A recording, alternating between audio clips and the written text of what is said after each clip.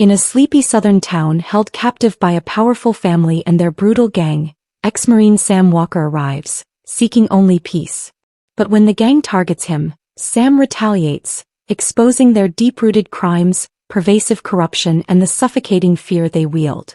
As tensions escalate, Sam ignites a spark, rallying the townsfolk to unite and reclaim their community.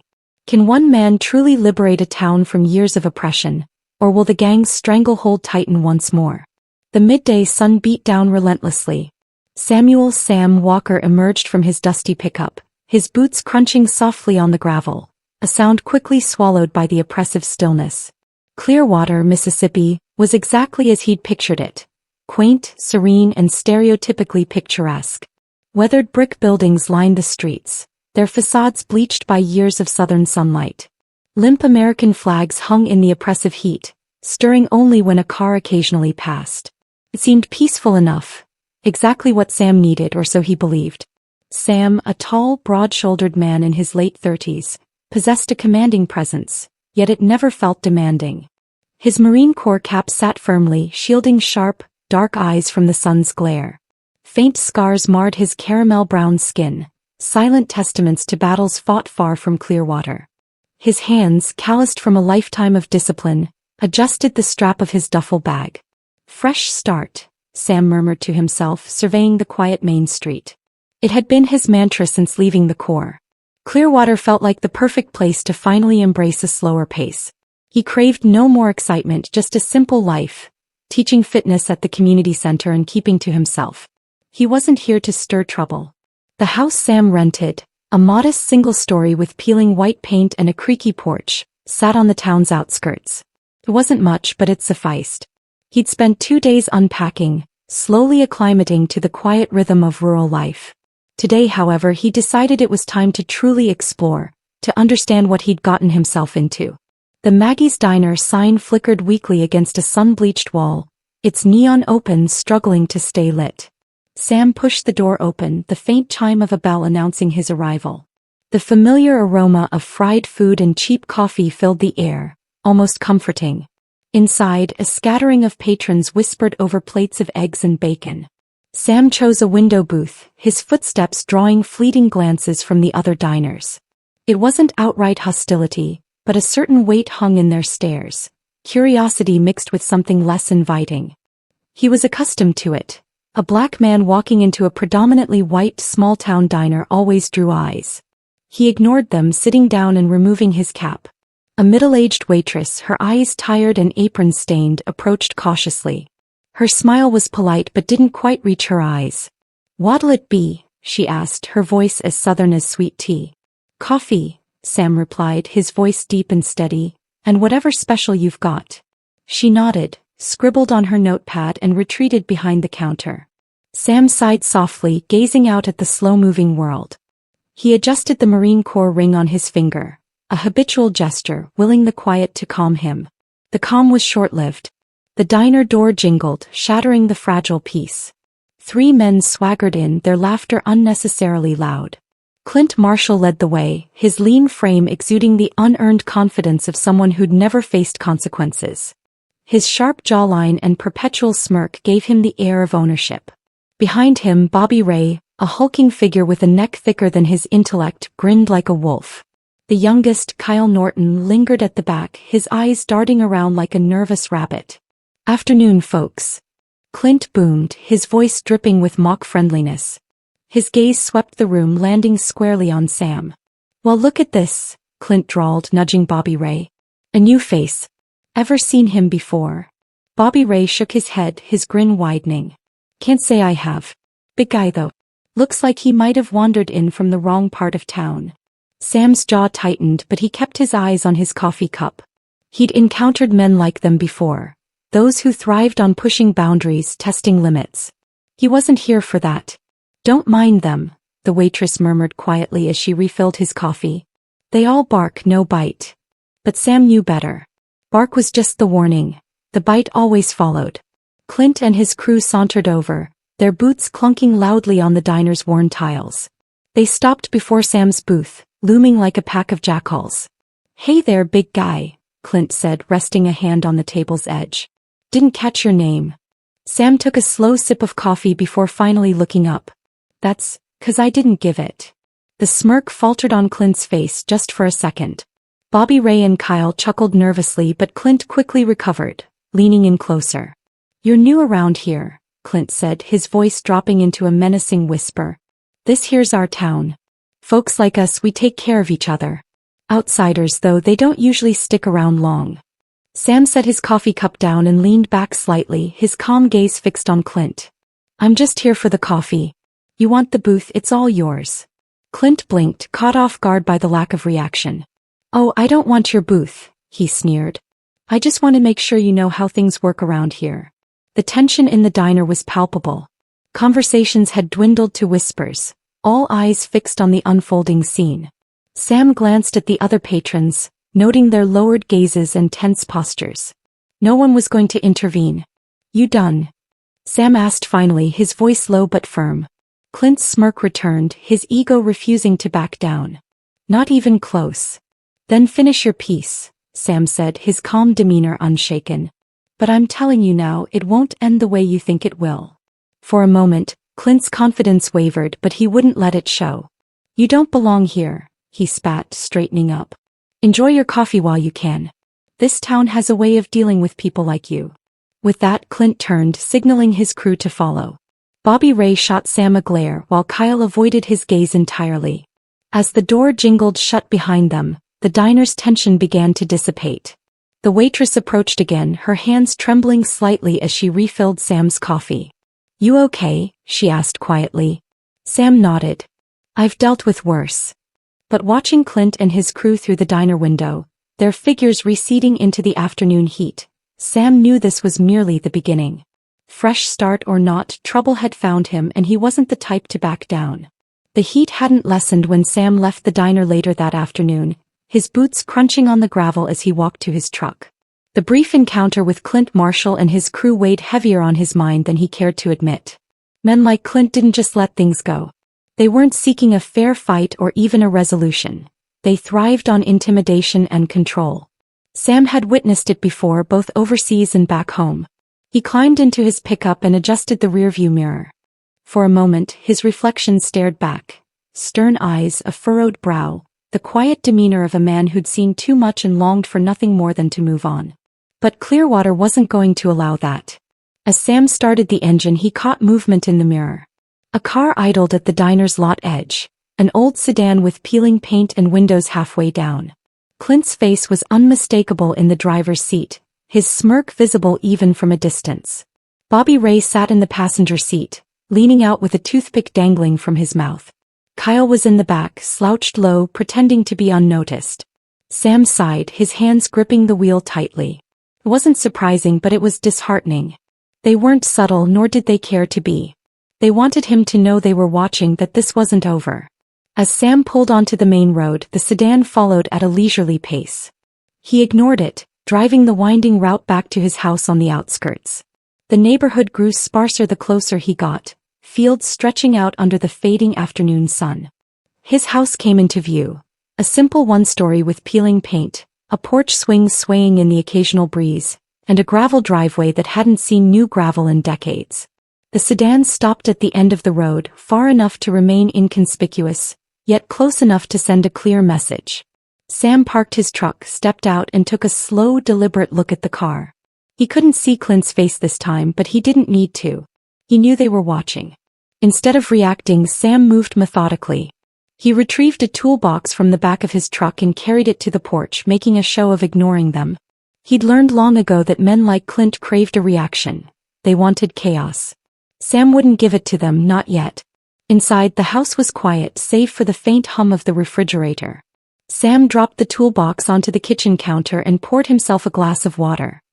He took a long sip, leaning against the counter and staring out the window toward the road. The car was still there, its engine idling faintly. Sam's phone buzzed on the counter, breaking the silence. He picked it up, glancing at the screen.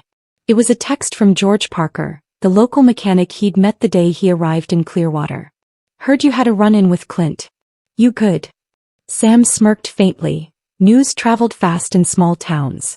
He typed a quick response. I'm fine. What do you know about them? A reply came almost instantly, enough to know they don't like strangers. Watch your back. Sam pocketed the phone and looked out the window again. The sedan was gone. The next morning, Sam arrived at the Clearwater Community Center, a small brick building at the town's edge. The sign's paint was faded, but inside the atmosphere was vibrant. Kids chased each other across the gym floor, their laughter echoing off the high ceilings, while a group of older residents gathered for a yoga class. Sam had taken the fitness instructor job before moving. It wasn't much, but it was steady and kept him grounded. He liked the simplicity, the routine, the chance to help people improve themselves. As he set up for his first class, the center's receptionist, Emily Harper, approached. In her late 20s, Emily had a kind face framed by wavy brown hair and was one of the few people in town who'd welcomed Sam with open friendliness. "Morning, Sam," she said, handing him a clipboard with the day's schedule. "Heard about what happened at Maggie's?" Sam raised an eyebrow. "Word travels fast." "It's Clearwater," Emily replied with a small shrug. "You blink wrong and half the town knows before lunch." Sam glanced at the clipboard, his expression thoughtful. "What's the deal with Clint and his crew?" Emily hesitated, looking around to ensure no one else was within earshot. "They've been a problem for years. Clint's dad owns half the businesses in town, so he gets away with just about anything." "The cops won't touch him?" Sam asked. Emily shook her head. "Most of the police don't. Detective Carter is the only one who's made any effort, but he's just one guy." Sam made a mental note of the name. "What about the people in town? Why hasn't anyone stood up to them?" "Fear," Emily said simply. "Clint and his dad have connections. Anyone who tries to push back ends up with slashed tires or worse." Sam nodded slowly, his jaw tightening. He'd suspected as much, but hearing it confirmed only solidified his resolve. Later that day, Sam returned home to find a crude message spray painted across the side of his truck. "Go home," scrolled in angry red letters, dripping like blood. A pile of shattered glass littered the ground beside his front steps, a beer bottle deliberately smashed against the wood. Sam stared at the scene for a long moment, his expression unreadable. Then with calm efficiency he retrieved a bucket, soap and a sponge from his garage. He spent the next hour scrubbing the paint off his truck, ignoring the heat and the faint sound of laughter drifting from somewhere down the road. When he finished, he stood back, surveying his work. The truck wasn't perfect. Faint red streaks remained where the paint had seeped into the finish, but it would do. Sam wiped his hands on a rag and glanced toward the road. It was empty now, but he knew better than to think this was the end. That evening, as the sun dipped below the horizon, Sam sat on his porch with a cup of coffee. The streetlights flickered on, one by one, casting long shadows across the gravel. His phone buzzed again, this time from Detective Noah Carter. "Heard about the truck. I'm working on it. Stay sharp." Sam smirked faintly and replied, "Always." As night settled over Clearwater, Sam knew one thing for certain. Clint and his crew weren't going to stop. But neither was he. The morning sun broke over Clearwater, casting its golden light across Sam Walker's modest home. The faint red paint streaks still visible on his truck served as a stark reminder of the message Clint and his crew had tried to send. But if they thought they could scare Sam off with vandalism, they were sorely mistaken. Sam stood in his driveway, the faint aroma of freshly brewed coffee drifting from his mug. His gaze shifted to the road where Clint's sedan had lingered the day before. It was empty now, but its absence offered no comfort. If anything, it was a sign they were planning their next move. At the Clearwater Community Center, Sam was setting up for his morning fitness class when Emily Harper approached him again. She looked more tense than usual, her brow furrowed as she clutched a clipboard. "Sam," she began, her voice low, "we need to talk." Sam straightened, setting down the weights he'd been organizing. "What's going on?" Emily glanced around, ensuring they weren't overheard, then leaned closer. "I heard Clint and his guys talking last night at the bar. They're planning something." Sam's jaw tightened. "What did you hear?" "They didn't say much," Emily admitted, her voice tinged with worry. "Just that they're not done with you. They were talking about meeting up tonight at the old Marshall Mill, their usual hangout." Sam nodded, absorbing the information. "Thanks for letting me know." Emily hesitated. "Sam, maybe you should leave. Just until this blows over." Sam's expression softened slightly, but his resolve remained unshaken. If I leave, they win. And the next person who comes to town will go through the same thing. Emily looked like she wanted to argue, but she didn't. Instead, she sighed and handed him the clipboard. Just be careful, okay? I will, Sam assured her. That evening, Sam parked his truck a good distance from the Marshall Mill, an old, dilapidated building on the town's outskirts. It had once been a thriving lumber mill, but decades of neglect had turned it into a hub for mischief and trouble, perfect for Clint and his crew. Sam moved silently through the trees, his military training resurfacing as he approached. The glow of a campfire flickered through broken windows, and faint laughter and clinking bottles carried on the night air. He crouched low, positioning himself behind a stack of rusted machinery to observe. Inside, Clint held court, pacing before Bobby Ray and Kyle. A few other men, faces Sam didn't recognize, sat on crates, listening intently. This Walker guy's a problem, Clint was saying, his voice sharp with frustration. And problems need solutions. We've let him hang around too long already. Bobby Ray cracked his knuckles, a grin spreading across his face. Say the word, Clint. We'll take care of him. Kyle, sitting on an overturned crate, looked less enthusiastic. You sure about this, Clint? He doesn't seem like the kind of guy who scares easy. Clint stopped pacing, fixing Kyle with a glare. You getting soft on me, Norton? If you're too scared to handle it, maybe you shouldn't be here. Kyle fidgeted, avoiding Clint's gaze. I'm just saying, maybe we're taking it too far. Clint sneered. Too far? There's no too far with guys like him. They don't belong here. Sam's fists clenched as he listened. Clint's arrogance was his weakness, but Kyle's hesitation was a crack in the armor. The group eventually dispersed, Clint barking orders. Sam watched as Kyle lingered, his shoulders slumped. The next morning, Sam waited outside the Clearwater Auto Parts store where Kyle worked part-time.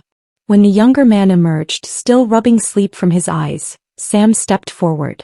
Kyle, he called out. Kyle froze, his eyes widening as he recognized Sam. What do you want?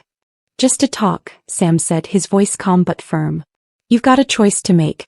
I think you know that. Kyle glanced around nervously, his hands stuffed into his jacket pockets.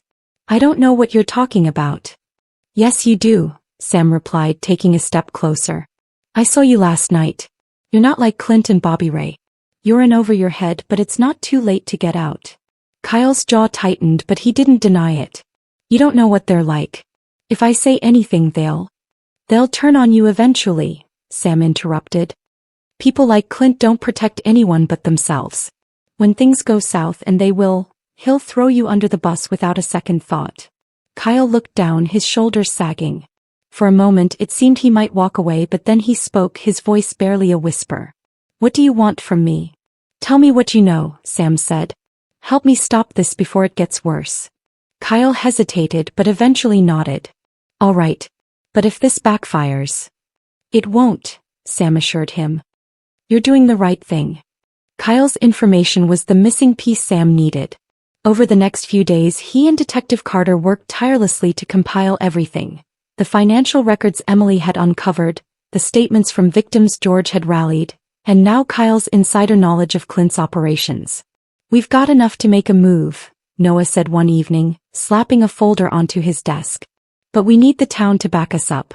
If we bring this to the day and Clint's dad starts throwing money around, it'll fall apart unless we've got public support. Sam nodded. Then we make them listen. Sam, Emily, George, and Noah organized a town meeting at the community center, spreading the word through whispered conversations and quietly posted flyers. The turnout surpassed all expectations. Dozens of people filled the room, their faces a mixture of apprehension and curiosity. Sam stood at the front, his imposing figure commanding the room. He didn't need to raise his voice. His presence alone silenced the murmurs. For years, he began, this town has lived under the shadow of fear. Clint Marshall and his crew have terrorized you, and his family's money has kept them untouchable. But it doesn't have to be that way anymore. He gestured to Noah, who stepped forward and laid out the evidence. The crowd murmured as he detailed the financial corruption, the intimidation tactics, and the systematic abuse that had plagued Clearwater for years. This isn't just about me, Sam continued. It's about all of us. If we stand together, we can take our town back. For a moment there was silence. Then slowly a woman in the back stood up. It was Mary Carson, an elderly shopkeeper who'd been one of Clint's earliest targets. "I've had enough of living in fear," she said, her voice trembling but resolute. "If you're willing to stand up to them, so am I." One by one, others followed her lead, their voices rising in a chorus of agreement. For the first time, Clearwater felt united. The meeting's success wasn't lost on Clint. Word traveled fast, and by the next evening Sam's truck was vandalized again, this time with slashed tires and shattered windows. But Sam wasn't fazed. The meeting had given the town courage, and that was something Clint couldn't take away. "You've rattled them," Noah said when he arrived to survey the damage. "They're getting desperate." Sam nodded. Desperate men make mistakes.